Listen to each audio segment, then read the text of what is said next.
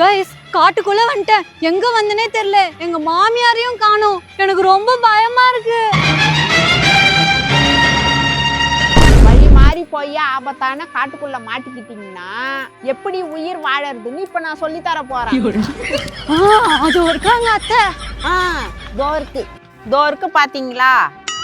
இத சாப்பிட்டு கூட நீங்க உயிர் வாழலாம். இதுல உப்பு கொஞ்சம் கம்மியா இருக்கு, காரம் ஓகே. இந்த மாதிரி வேற ஏதாவது கிடக்குதான்னு பாப்போம்.